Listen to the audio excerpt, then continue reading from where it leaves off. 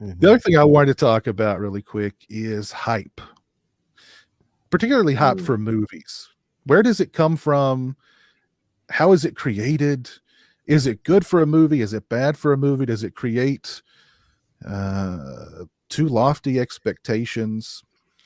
And the movie that kind of brought this question on was Psycho Goreman, because Psycho Goreman's been getting hyped through the roof lately. And I watched it and I thought it was, it was okay, but in my opinion, very, very overhyped. And I just kind of wondered, where does that hype come from?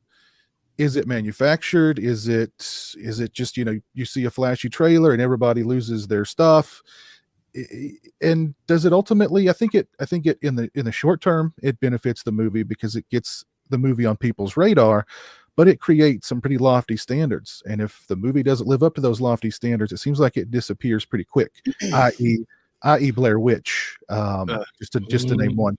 So I don't know, what do you guys think about hype when it comes to movies? Well, sometimes it's all about the opening weekend, because films don't have longevity anymore. Like the E.T. showed in the movie theater for 6 months on multiple screens. Right. They don't get that kind of thing anymore, so they got to make their budget back on the first weekend.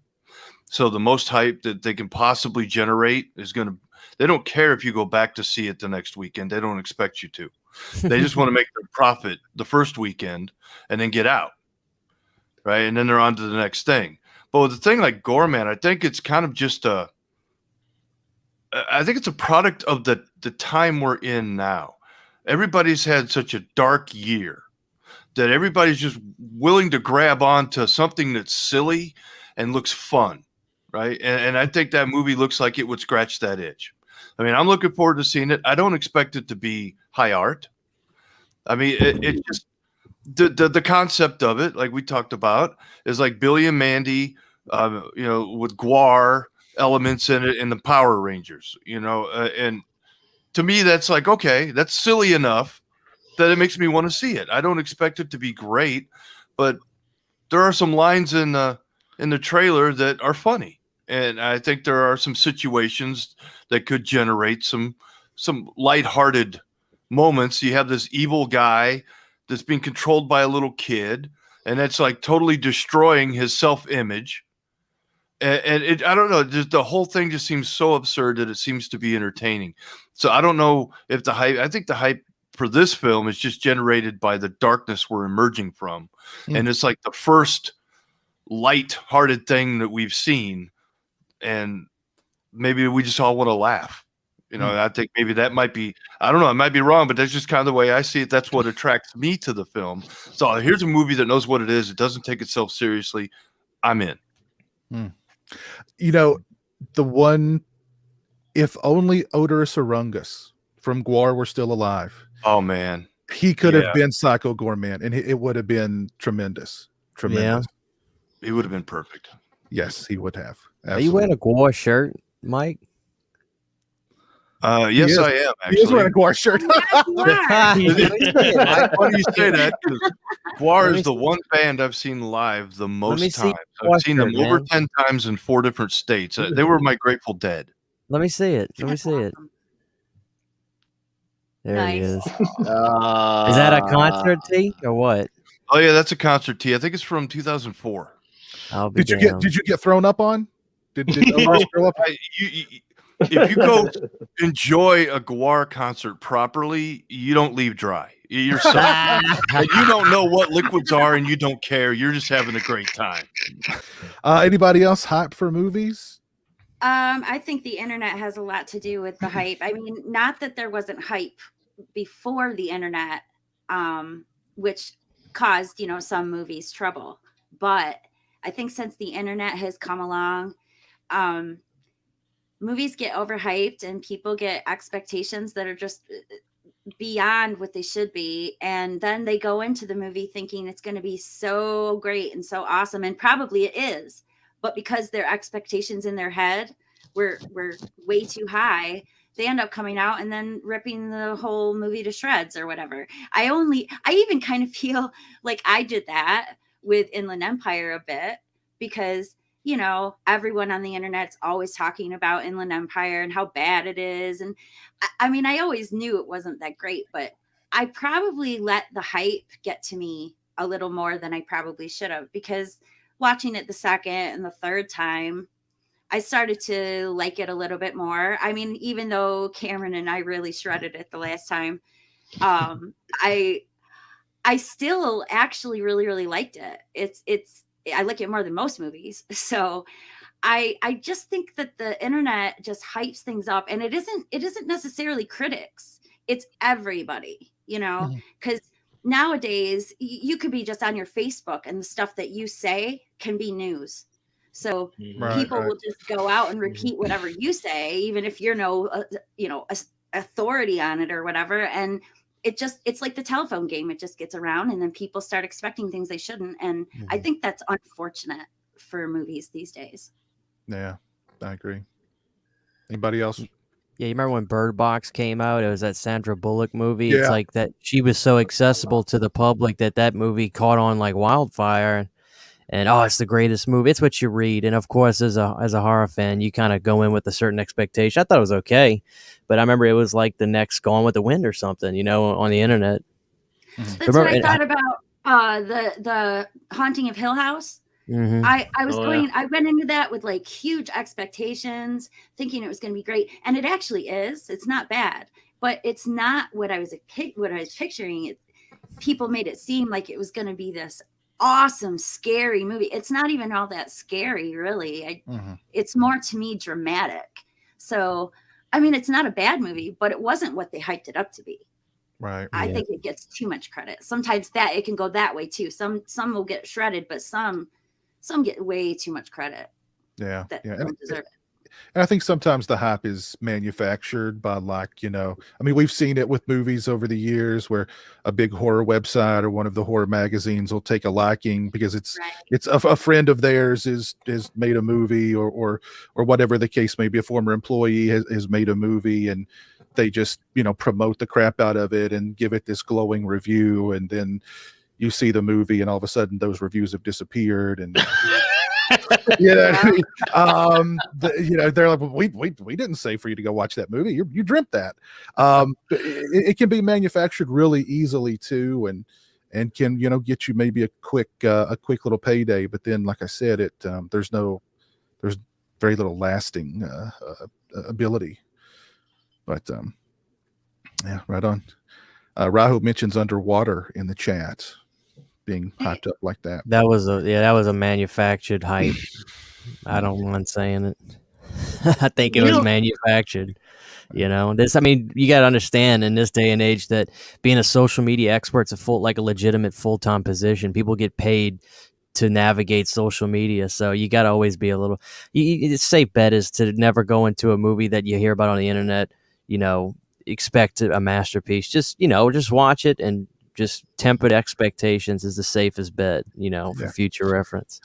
I applaud the people who do avoid trailers and do avoid with me. If it's a movie I really want to see, I definitely avoid reviews. I will watch the trailers, but I definitely try to avoid the reviews because I want to have as little influence over me by influencers as possible when I see a movie. So that's a whole nother conversation, because you got to wonder if there's an exchange of monetary gain in with these online reviews. I'm serious. Of course, that's a possibility. That's a possibility. I think we've seen sometimes, Christian, where like you've seen stuff where like you watch it and you're like, this is trash. This is trash. And you'll see some website, the dude will be like, oh, the character development and the scares was like something that you've seen out of The Exorcist or Halloween John Carpenter's. And you're like, they'll do stuff where they like name drop the stuff we grew up on.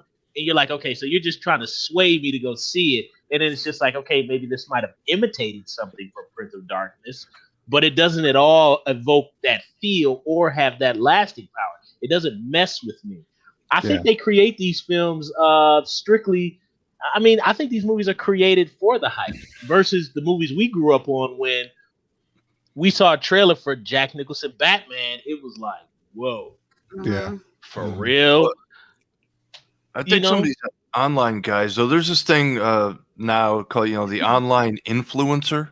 Yeah. Mhm. Okay, now, unfortunately, this is in all aspects, whether you're doing guitar gear reviews or whatever, if that's your thing. So they'll send you a product for free, and then you make a video, but then they have to approve your review of the product before they'll allow you to put it up. Now, if it's a popular product that that's going to get views and you're going to make money off this video, well, then you have to make the decision about whether or not I want to take the hit and just tell them, I'm sorry, I didn't like this thing, so I'm going to send it back to you. If you don't want me to put up an honest review, then I'm not going to do the review. That's a hard call to make. If you're trying to make a go of this as some kind of job, Right. so a lot of times you get that where the people will take the hit. They'll listen to the criticism. They'll be like, okay, well, we approved this video, but you're going to have to take this part out, or you're going to have to change this up before we'll let you post it. So it's almost like they buy positive reviews through the influencers. And I'm not blaming the influencers because they're being manipulated, right? I mean, it's like, well, do I want to make money off of this, or do I want to tell them no and not make money off of it? So they're putting them in a bad situation, and they're also using them to manipulate audience people for everything, products of all kinds. So that is really something that's come along in the last five years, especially. Yeah. And I think a lot of the hype does come from the paid reviews and the influencers that are being controlled by these big companies that are telling them what they can and can't say about the movie and or product. Right. I'm very wary of reviewing in true indie movies, because years ago a guy sent me an indie movie to review, and I gave it a fairly okay review. And as soon as that review was posted, the director emailed me and was just like, I can't believe your review, and he was demanding that I rewatch it and give it a better review, because he was trying to explain to me why I didn't like certain things about it, and then want me to rewatch it with that in mind, and then do a new video. And I was just like, no way. And he got very upset about it. He was very, very upset about it, and very colorful language, and yeah, it was he was very upset. So I don't like to really review like the true indie stuff anymore, because of that. No, because you want to be honest, but you don't want to tear somebody up, right? Yeah, you kind of feel bad about it. It's like, oh man, I don't really want to review that movie because I'm gonna have to say some bad stuff about it. But I realize that some guy, might have sold a kidney to get the money to make the freaking thing, or mortgaged his house for the third time. And everything in his world is depending on positive reviews and people watching his flick, but it's garbage, and I can't say it's good. You know what I mean? It's like you want to be nice, but yet you want to be honest in right situation. Yeah. I think that Twin Peaks season 3 had a lot of that going on, where we were all so excited about this third season coming out. So we all get on the internet, right? And we all start talking with each other, and we start speculating, oh, what do you think it's going to be about? And, oh, yeah, I bet it'll be about this. And I bet this will happen. And we start getting all these expectations. Now, I'm not the kind of person who lets expectations get to me so much. So my way of dealing with it was, why are you guys doing that? And I even think I said it a few times. You guys need to quit this, because why don't you just wait to see what happens? Why don't you just wait to see what's because you're just hyping yourself up and making things seem like it's going to happen in the show. But what if it doesn't? Will you get disappointed? So why don't you just settle down and just take the ride? Because honestly, with David Lynch, you got to kind of just take the ride. You buy the ticket and you take the ride. So Right. I mean, all these expectations about how it was going to go, I tried not to let them bother me. Ultimately, in the end, I was disappointed in the ending, but only because I wasn't sure how this whole Laura not being by the tree wrapped in plastic anymore affects the rest of the world. Now, does that mean there was never a Laura? Does that mean, that she never existed, or she never got killed, or it's confusing. So yes, I was disappointed about that. But when I look at the whole entire ride, I really enjoyed it. I really did. I always will enjoy David Lynch taking me on a ride, even if I'm not happy about it. Sorry. If you haven't seen Twin Peaks season 3 by now, I mean, we're talking 2017. This is 2021. Come on. Right. So sorry, Lauren, but you know, I just feel like, you know, people hyped it up, and if they wouldn't have done that, and we all would have just stayed calmer, a lot of people might not have been so upset after it aired, and people Right. might have not, you know, might have liked it and enjoyed it better. Right. And I remember telling people that several times during the airing. So yeah. Well, Daniel Shine of the Flesh Wounds podcast, he mentions in the chat that some of the bigger horror websites will tell people, like, you can't give this movie, a certain movie, a negative review, or movies from a certain filmmaker a negative review. that's And I mean, not so fair. that's not fair. Yeah, that's not fair. That's telling That's you why who to YouTube be. needs to. That's why YouTube needs to always stay as like the renegade of television, where That's we right. run the asylum. You know. Well, and clearly these magazines have they don't care about their readers, or not, these websites don't care about their visitors, because I mean they're giving them inaccurate information then. Mhm. So I mean, yeah, that kind of sucks. I don't know, you know, what publication he's talking about, so I can't really, you know, say. But yeah, I guess cashing that check must be more important than value. You know, Damn your right it personal is, value. Mike. I mean, I Hey, don't know. Corona times are tough. They don't call it selling out for nothing.